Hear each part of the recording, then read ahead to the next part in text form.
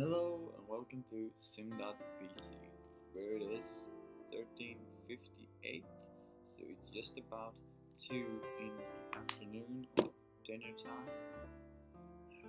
So yesterday I was out and went to the gym as I said I was going to do. I think I mentioned that yesterday. Anyway, I went to the gym yesterday and it was so weird. I tried to do squats for the first time in 2 months, and I actually got the cramps for the first time in my life in the backside of my legs and my bum, and it was so. How do I say it? It wasn't weird. It was just never happened before. So I guess it's kind of weird. Anyway, so right now at the moment, I'm having a bit trouble sitting down if I'm like dancing around like this. It's just because I want to even out the pressure a bit because it's still kind of irritating, to say the least. Anyway, today's adventure is going to be going out and get a phone from a friend. And the only problem with this is that it's Sunday in France, and Sunday is it's more holy than fika's in Sweden. So basically, that means that everything is kind of closed. There's only like exclusive shops open at this hour or this moment. As far as we know, there is one huge mall that we're going to plan to visit, but there's nothing that is conclusive, so to say. And they're very, how do you say? They're very hard. They're not that good at establishing or showing times on Google. You know, when you Google a place, they usually have opening hours in France. Very rarely do they have that. Actually, I don't know if that is because they don't use Google as much, or if they don't add it in, or if there perhaps is a French version that does. But anyway, they're very rarely any opening hours in Google. Anyway, I'm going to also say that I'm kind of sorry for the rambly bits of the past couple of days. I know that it's kind of funny to have a rambly video if it comes along every once or twice during a 50 video streak, but when they come along two back to back or three back to back, I think.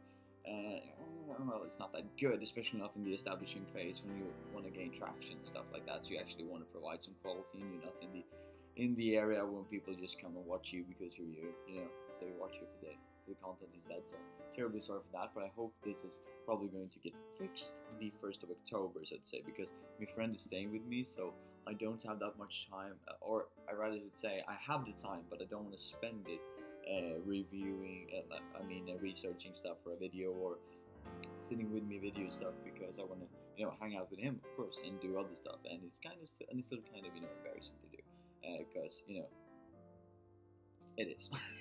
It just is. That's just my opinion. So that is why this might be a bit more rambly than it would be in the future, but just so that you know. Anyway, today actually I have something concrete to talk about, fortunately, and that is, as you can see, I'm still recording. Yeah, okay.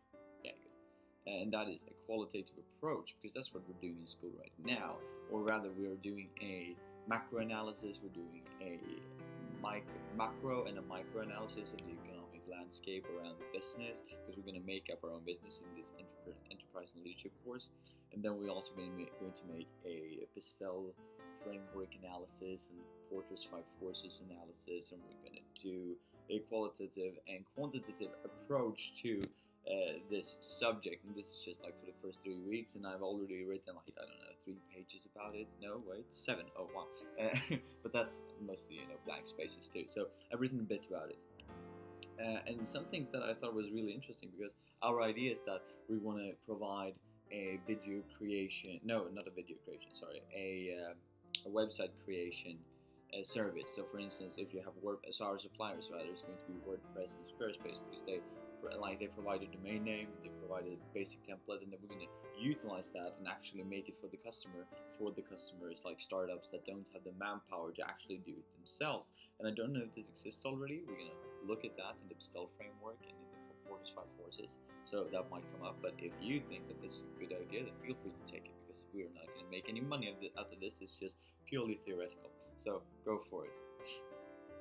Anyway, and I'm in charge of the qualitative approach, let's say, and I'm going to look at customers. And as I said, something that I thought was very interesting here is that the general trend of businesses moving to a more web-based design. We found, and I'm not going to list all the sources this time, unfortunately, because I have lots of them. I have like 2 A4 pages filled with sources. and I've written like what 4 pages with concrete text. So it's kind of crazy actually. So every other sentence has a source. That's why I'm not going to mention any sources, but I will just say there's a lot. Before I talk, go to YouTube and Twitch because I'm going to talk about those. Go to those websites because I think of the about page, there you'll have most of the information.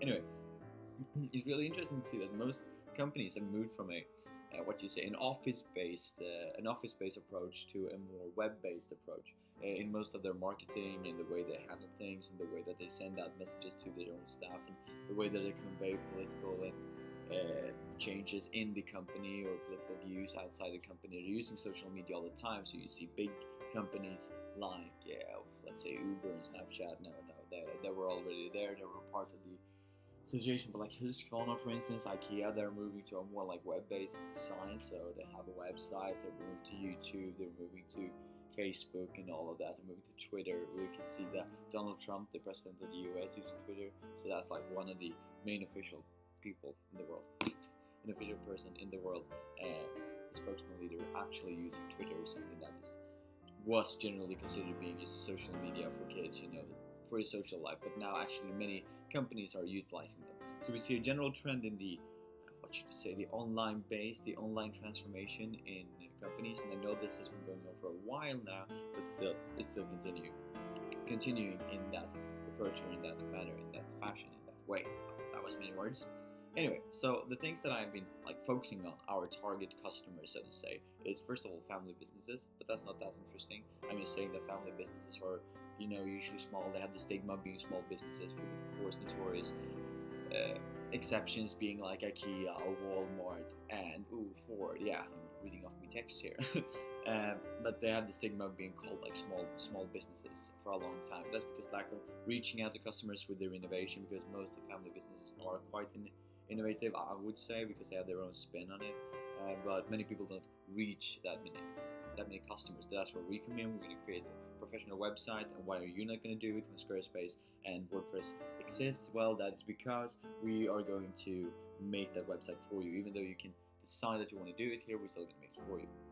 And now another thing is that YouTubers, there's so many YouTubers that are coming out and are actually making money off of YouTube. Same with Twitch. I'm just going to bundle them together. And you can see that in Twitch, I actually found some reasonable figures. They have 10 million daily active users. I would assume that's viewers then.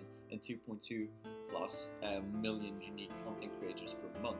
That is a huge number. And just imagine that 22,000 members of the Twitch community is part of the Twitch partner program, which basically means that they have a more favorable split, as I understood it, with Twitch when it comes to revenue and stuff like that. So just imagine how many companies. That's if one person is a streamer and a creator on YouTube or on Twitch, they are actually a small company because they're making money. And these are mainly, or not mainly, but these could be people that had no intention of making money in the first place, which means that they might not have any prior business or marketing experience. Where we come in. So we are going to create a website for them to market their brand.